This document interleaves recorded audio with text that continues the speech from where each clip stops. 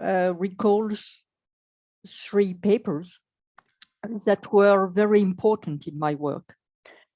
The first one with Donald McKernan conveys the idea of symbolic dynamics and Markov partitions. It means that a trajectory of a chaotic dynamical systems can be encoded by simply the regions visited by the trajectory along time. And this produces a symbolic sequence instead of the trajectory without loss of information. So here, the blue one, for instance, passes in the zero and again the zeroed region, while the red one passes through the one region, the regions label one, and again the regions label one, and so on. A second paper, which has been very influential for me, were a paper with Werner Ebeling about the symbolic analysis, the analysis of symbolic sequences using concepts both from information theory and nonlinear dynamics, with mixing the concept of block entropies and Kolmogorov-Sinai entropy. At that point, I emphasize immediately that the entropy I will speak of is different from the concept of entropy in the talk of Professor Eda Klipp. Of course, relationships have been established between the different concepts of entropies, but I think it's better not to make a clear difference between Shannon entropy in the framework of information theory, Kolmogorov-Sinai entropy in the framework of dynamical systems, and entropy in the framework of thermodynamics. The third paper is a paper with Pierre Gaspard, proposing a statistical approach unifying deterministic systems, chaotic dynamical systems, and stochastic dynamics. An emblematic example is doubling on the circle, which is a chaotic map, and it is fully equivalent, exactly equivalent to an heads and tails game. And thus, it provides a unified view of deterministic and stochastic dynamics. I will now present some old and recent works rooted in this paper and focusing on methodology for data analysis. So I will mainly speak about how to deal with time series when they can be encoded in symbolic sequences. So some example to be specific, there are first symbolic sequences which are intrinsically symbolic, like for instance, DNA sequences or texts. Mostly the sequences we were interested in are a symbolic encoding of experimental time series. For instance, neuronal spikes or speech or animal or human behavior. For instance, here you have the recording of the motion of a mouse, and here the symbolic encoding of its velocity, either active or inactive, with a threshold. Why such an encoding?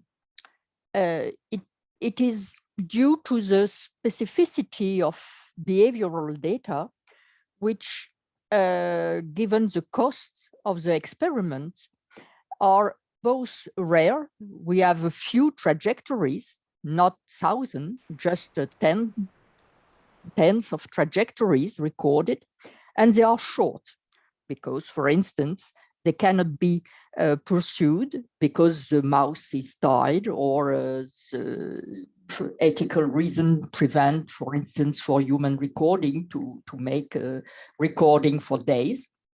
So it is short and sparse data. And passing to symbolic sequences has several benefits. It improves the statistics. It makes possible to deal with individual variability. For instance, the threshold between active and inactive can be tuned to the animal, because some animals are nervous, others are very calm, and the threshold is different for them. So it allows this to accommodate the individual variability. It's also, in the same spirit, robust to experimental noise. And for instance, for speech, which contains a lot of information, it makes possible to focus only on the meaningful feature for the study, only the features in which we are interested in. The anthropic analysis of symbolic sequences is based on defining or pruning the sequences into words. So N words will be words of length L, and the adjacent symbols of length N. And we can then compute the Shannon entropy of the distribution of N words. All along my talk, capital N will be the length of the sequence. Little k will be the number of symbols in the alphabet. And little n will be the length of the word. And we have this result, which is already in Shannon, in the seminal paper by Shannon in 1948. This quantity, the difference between two block entropies, between two successive block entropies, decreases to a quantity termed the entropy of the sequence by Shannon.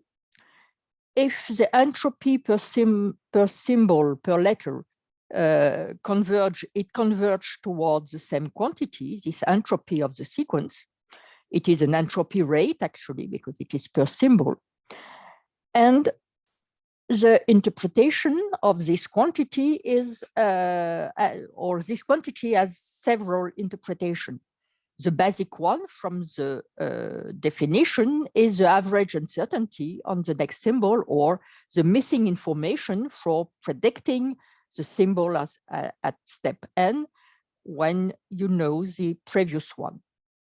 It is also involved in a theorem by Shannon and Macmillan termed the asymptotic equipartition property, saying that for long words, so asymptotically, when the length of the word goes to infinity, there is only a few possible words. You observe only some words, a quantity exponential nh, and they have the same probability.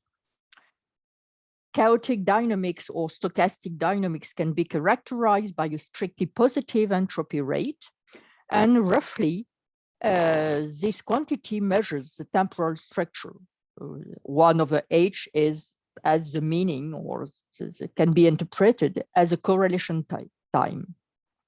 And finally, this is a very important theorem. It is due to Kolmogorov and Sinai. For an ergodic stationary source encoded according to a Markov partition, this quantity computed from the symbolic trajectory is equal to the metric entropy. So here you can make, there is a link between information theory and nonlinear dynamics. In practice, so when you deal with experimental data, the problem is to reliably estimate h, this entropy rate, from the observation of a single sequence. There are several possibilities that I will detail. Either the estimation from block entropies, when you estimate this probability distribution, or using a compression algorithm or recurrence plot. And I will speak about those three ways of estimating this entropy rate characterizing the sequence, temporal organization of the sequence from the observation of a single sequence. The first way of estimating h uses block entropies. But here, the length of the sequence is a very limiting parameter. And you see on the blue curve, which is for a chaotic regime, all those simulations are based on synthetic data obtained with the logistic map. You observe a saturation of the block entropy as a function of the word length due to undersampling. You have not enough words in the sequence, not enough length in the sequence, in the experimental sequence, to sample all the possible words and reconstruct properly the distribution of the possible words. And the crossover, you can compute easily the crossover between occurs at this quantity. You can see also on this figure, for instance, the behavior for a periodic regime where the block entropy reach a plateau, and then obviously the entropy rate of a periodic dynamics is 0. For a chaotic dynamics, the entropy rate can be estimated from the slope of the block entropy as a function of the word length, provided the estimation of the distribution has been done properly. So how to be sure that we are in a regime of good statistics, that a regime where the estimation of the distribution of word is reliable. It needs, the criterion is that the number of words you can extract from the sequence is larger than the number of possible words. So this is the rough estimate, the rough criterion, but we proposed a more refined, more stringent criterion where we replace this rough estimate, simply the number of symbols to the power n, by the number of possible, of probable words coming from the Shannon-Macmillan theorem. So it is smaller than the naive number. And we also included the value of the entropy corresponding to a correlation time, 1/h, to have an effective number of an effective length of the sequence, accounting from the time correlation, meaning that if you have time correlation in the sequence, its effective length is far shorter. And thus, we arrive at an effective criterion of good statistics, which ensure that in such a situation, if this criterion is satisfied, it's possible to use H to compute, it's possible to use block entropy, to compute H. If it is not possible, then we propose to use another method to estimate this entropy rate, which is based on Lampel-Ziv compression algorithm. Actually, everyone knows this compression algorithm because they underlie JPEG software, JPEG format. And the idea is to prune or to parse the symbolic sequence into words in a way that each time a novel word not yet encountered is produced. So at first it's very easy, 1, 0, then a more complex, longer word should be taken into account into the parsing and so on. And there are different ways of performing this parsing according whether you strictly consider the words which has already appeared or those implicitly present. For instance, 1, 0 is already there. So in the second parsing, you forbid this choice. So 2 parsing, the technical detail we can discuss, or you can refer to the paper for doing that. So you parse the sequence, the symbolic sequence, into little c different words. And Lampel and Ziv proposed to define the complexity measure. And the important point is that when the sequence length goes to infinity, these complexity measures converge towards the entropy rate. So it is possible, based on a single sequence parsed according to a Lampel-Ziv scheme and exploited by computing these quantities, the complexity measures, to arrive to an estimate of the entropy rate of the sequence. We benchmarked the two ways of computing, of estimating H on the logistic map, so synthetic data. And you see that this estimator compared to the Lampelsieve are quite close to the exact entropy.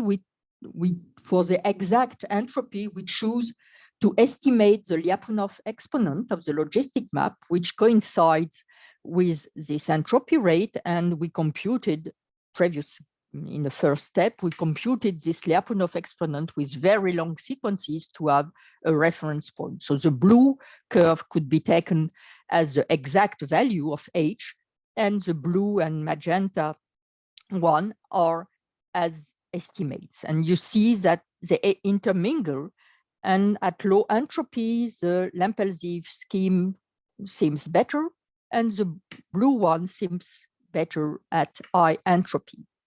Everything has been done with sequences of length 1,000, which is quite short for experimental data. We presented the same result as a scatter plot, with plotting the error as a function of the value of the entropy.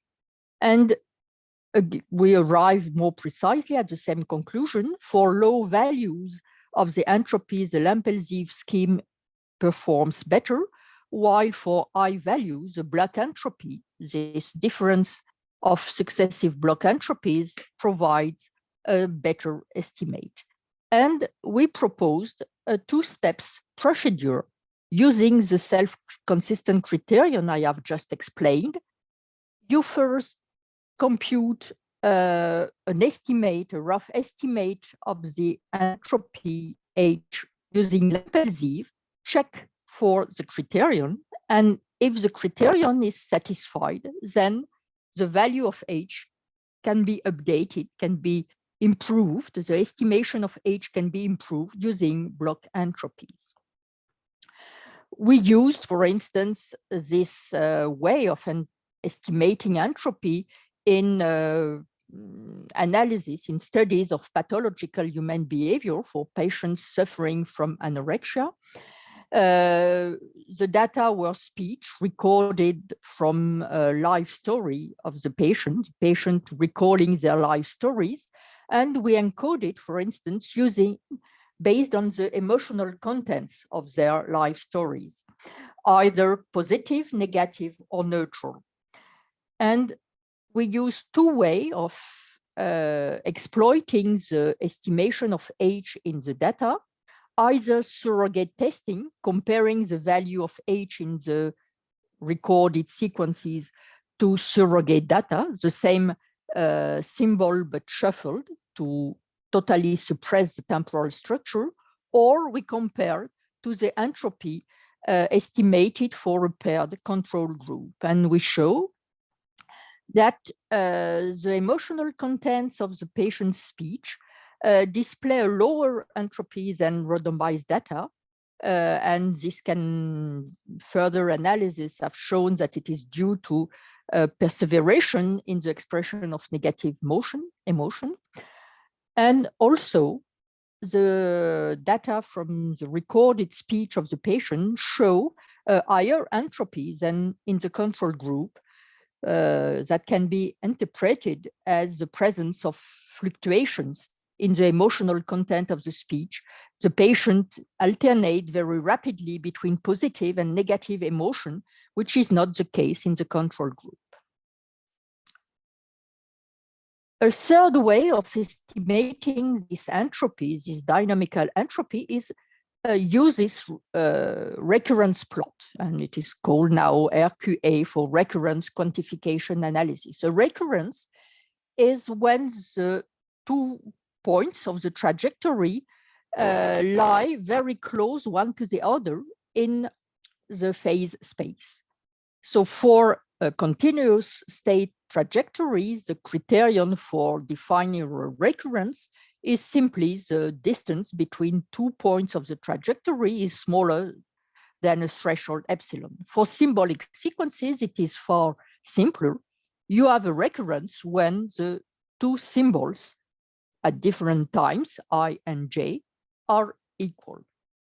And then different features can be extracted from the recurrence plot. In particular, the diagonal lines, meaning that two segments of the trajectories are identical at different times.